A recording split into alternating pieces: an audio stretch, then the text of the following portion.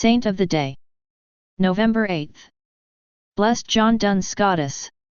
Religious and priest, born, 1266 AD. Duns, County of Berwick, Kingdom of Scotland. Died, November 8, 1308. Cologne, Electorate of Cologne, Holy Roman Empire.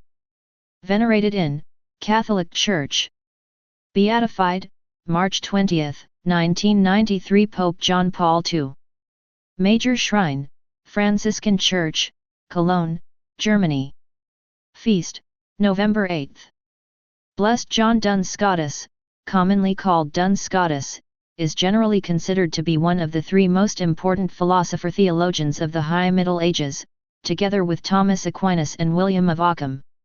Scotus has had considerable influence on both Catholic and secular thought.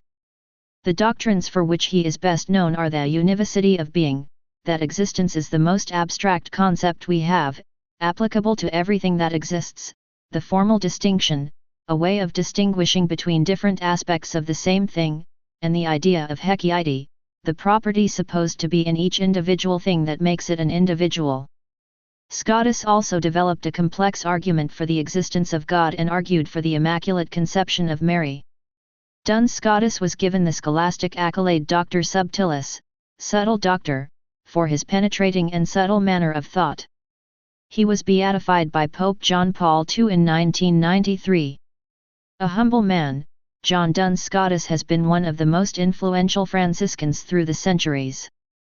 Born at Duns in the county of Berwick, Scotland, John was descended from a wealthy farming family. In later years, he was identified as John Duns Scotus to indicate the land of his birth. Scotia is the Latin name for Scotland. John received the habit of the friars minor at Dumfries, where his uncle Elias Duns was superior. After the novitiate, John studied at Oxford and Paris and was ordained in 1291. More studies in Paris followed until 1297 when he returned to lecture at Oxford and Cambridge. 4 years later, he returned to Paris to teach and complete the requirements for the doctorate. In an age when many people adopted whole systems of thought without qualification, John pointed out the richness of the Augustinian Franciscan tradition, appreciated the wisdom of Aquinas, Aristotle, and the Muslim philosophers, and still managed to be an independent thinker. That quality was proven in 1303 when King Philip the Fair tried to enlist the University of Paris on his side in a dispute with Pope Boniface VIII. John Duns Scotus dissented and was given 3 days to leave France. In Scotus's time, some philosophers held that people are basically determined by forces outside themselves. Free will is an illusion, they argued. An ever-practical man, Scotus said that if he started beating someone who denied free will, the person would immediately tell him to stop. But if Scotus didn't really have free will, how could he stop? John had a knack for finding illustrations his students could remember. After a short stay in Oxford, Scotus returned to Paris, where he received the doctorate in 1305.